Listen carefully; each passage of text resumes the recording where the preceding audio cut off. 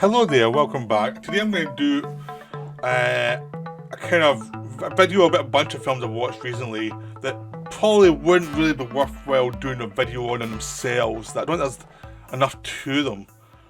Or they're entertaining, but there's not that much to discuss. So I'm just doing these as one catch-all video for certain things I've watched recently that I think is worth bringing up to say maybe you should try and see this film, but they're not full videos in themselves. They couldn't really maintain that. So the first one is The Menu, which is a film which been released late last year. Stars Ray Fiennes, Anna Taylor-Joy, and Nicholas Hoult, John Leguizamo, a bunch of other character actors, and it's a lot of fun. It's all about pretension and art. And in this case, it's all about cookery. Like this master chef has this island that he brings people out to and feeds for an exorbitant amount of money.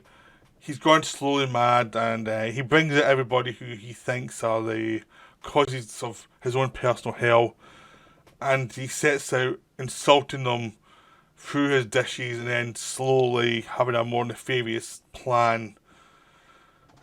You know, it's really a metaphor for arts in any way.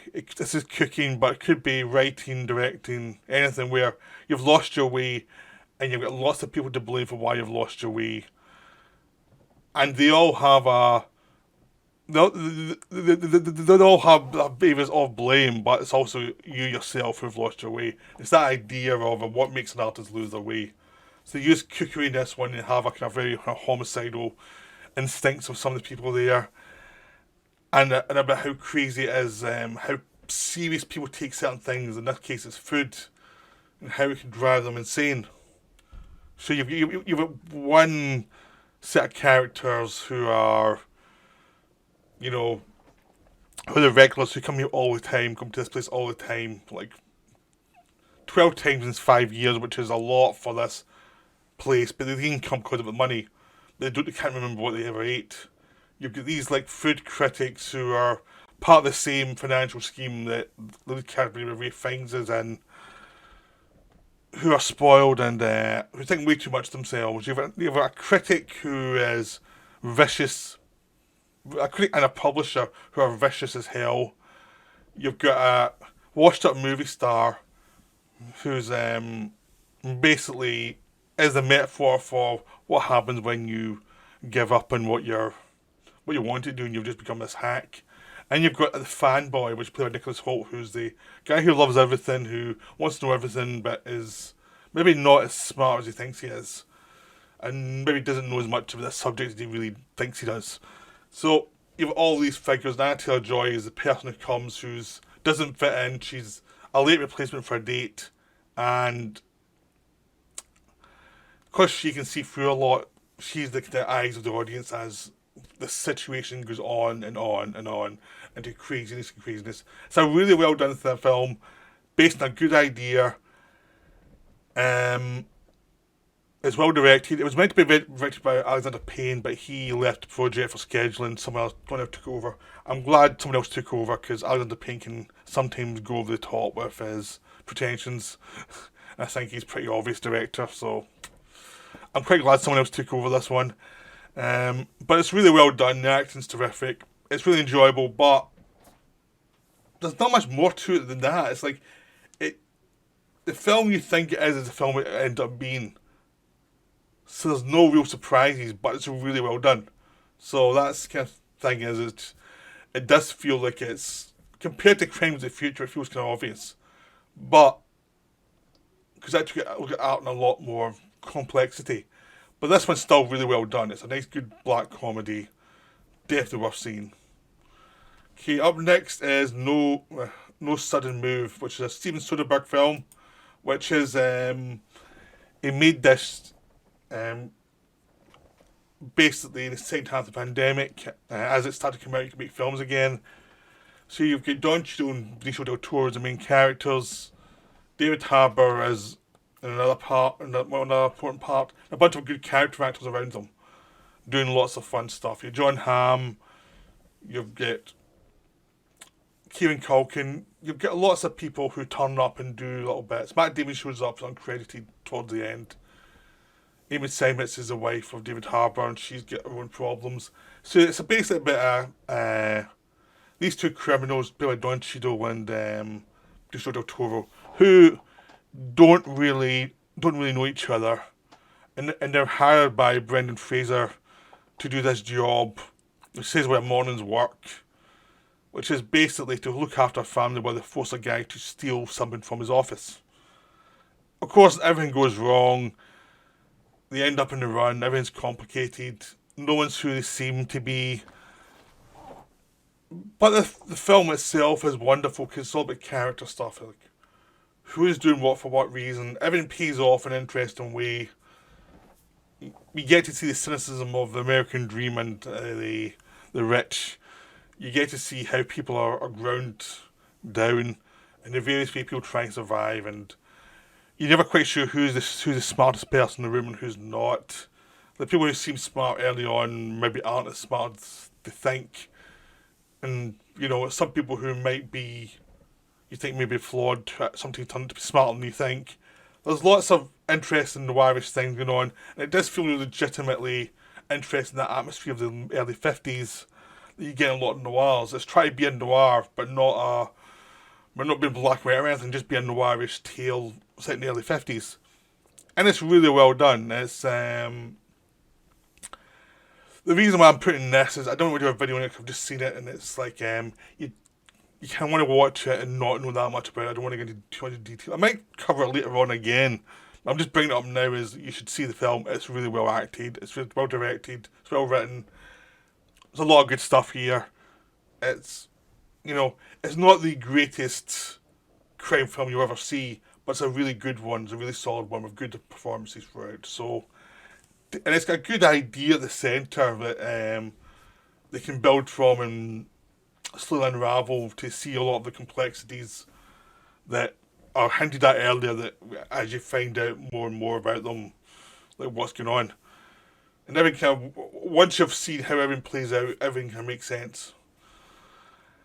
So that's a really, really good film. You know, it's what we call solid. There would have been a solid film that was released in the 50s, one of those films that would be released, people liked it, and it would be kept on being watched year after year. And hopefully it'll have the same fate here, because it's a really well done film. So it's a throwback in the best possible way. Now we've got Who Killed the KLF, which is the KLF is a band from the 90s in Britain that I liked a lot. They were out when I was, you know, a student, so I listened to their music a lot, and eventually they stopped making music. They reached a peak, they got disinterested, they destroyed a catalogue, then burnt £1 million in a fire, which was the thing that makes them really famous, because they're performance artists.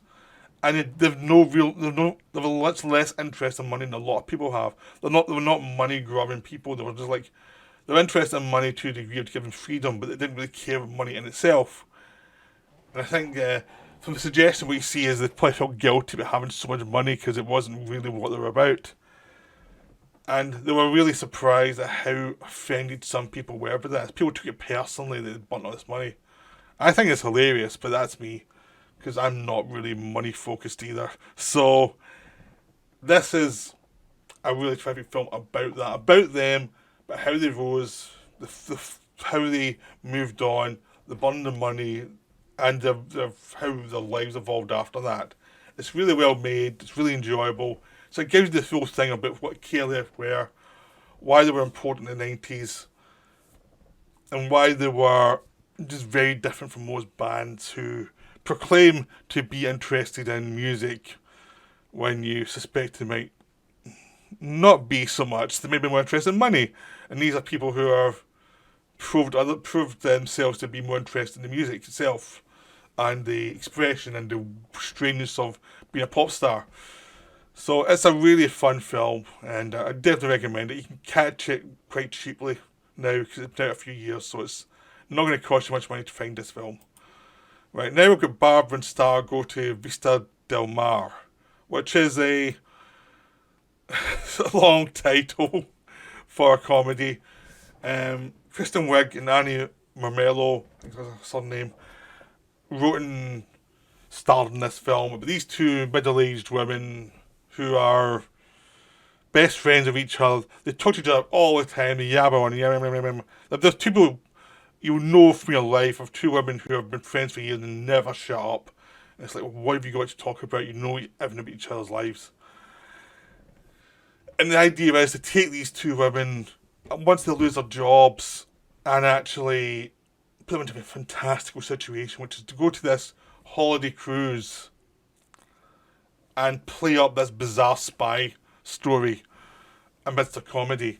So going from the humdrum lives of just being suburbanites to going to this wonderful paradise where all these things suddenly happen. One of them falls in love with Jamie Dornan, who's this guy who's in love with the villainess, who's also played by Kristen Wiig, and she, but and the villain punches all in black, and she's this weird Cruella de Vil type character, and it's just this absurd thing because he's there to blow up this whole area, but he's having a love story with this middle-aged woman, you know, and her pal was suddenly trying all these adventures out which she'd never tried before because she's all scared to do it. So you've all these situations that are potentially dramatic, but it's always there for the gag. You get a story, but you also get these bizarre, weird gags, weird jokes about, you know, the characters and how they see the world and how out of it their view of the world is, how out of it the view of the world is of everybody in this place. It's just a delight. It's just so much fun. If you're into the wavelength of the film, you're gonna love it. And if you don't, you'll know after the first 5 minutes if it's not for you. You will know instantly. There's no like in between. Like if you don't like it after the first 5-10 minutes, you're not gonna like it because it just gets weirder and stranger and funnier, but in a specific way. So it's delightful. I really enjoyed this film. It was one of those ones like I've heard it's good, but it does look very strange. It could go either way, but once you get into it, I thought it was wonderful. The other two films I've watched recently to bring up is Wayne's World 1 and 2, which you've all probably seen. I'm bringing it up here because I don't think there's a video in it. I'm just bringing it up saying, these films hold up pretty well. They're nice and silly, they're fairly plotless, or the plots they have are so, like, you know, they don't care. They're kind of like Barb and Star says, there are plots, but it doesn't matter. It's really about them, Wayne and Garth, versus the studio guy. And the first one is Rob Lowe, and the second one is gloriously Christopher Walken, who's amazing in Wayne's World 2. Wayne's World 2 is actually my favourite of the two, because even though the first one's a smoother film, and more consistent in its weirdness and its strangeness and digging into the weird underworld of these kind of late 80s, like, kids who grew up loving rock and roll and who are not ready to face the world at all. They're in their own little bubble. The first one, directed by Penelope Spheris, got into that world brilliantly, even though these were all actors who were much older than they were playing, including Lee Tertenson, who you know from Oz, in an early part playing one of the bandmates, who, as the films go on to 1 to 2, he gets more and more to do because they seem to realise, oh, he's good, we'll just give him more, you know. So essentially, when it's not Wayne or Garth, if there's a band bit, it's going to be Lee Tertenson doing the bit by the time we get to the second one, because obviously they worked out, oh, he's talented, let's give him it. So you've got all these things going on, and just a lot of gags. Some silly, some actually quite clever. Mike Myers wrote it as well, and if you know him from Austin Powers, you know that his films have lots of gags. Some of them are much more obscure and weird. Some of them are very obvious, and some of them are just like pretty strangely clever. Like, they go all over the place as films. So when the films don't work, it's because the balance is off, because maybe some element hasn't been put in properly.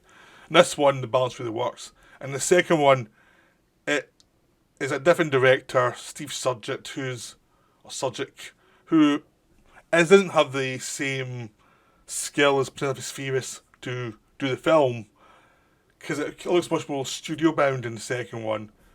But some of the scenes are much funnier.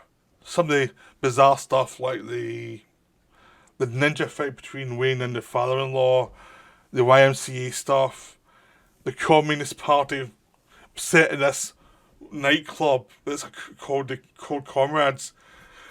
You know, he's doing a fundraiser in a communist themed bar, which is just bizarre. That's what you get from Mike Myers, that kind of weird stuff, really.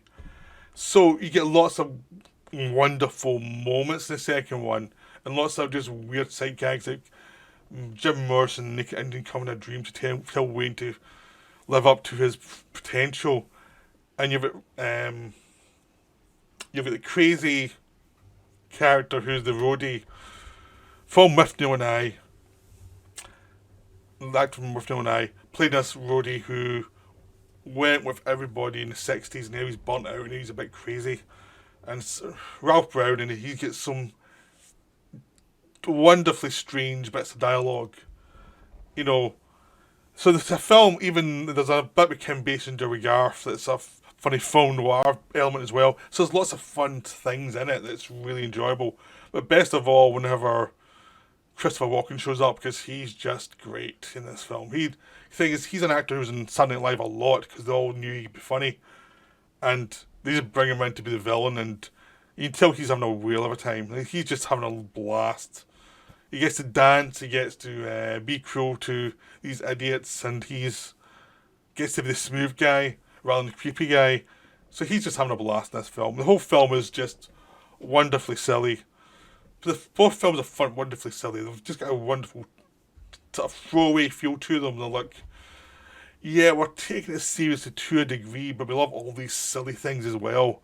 So we hope you like them too. So there's that. So these are films I've watched recently that I thought couldn't really work into a full video, but I thought they were worth bringing up, really.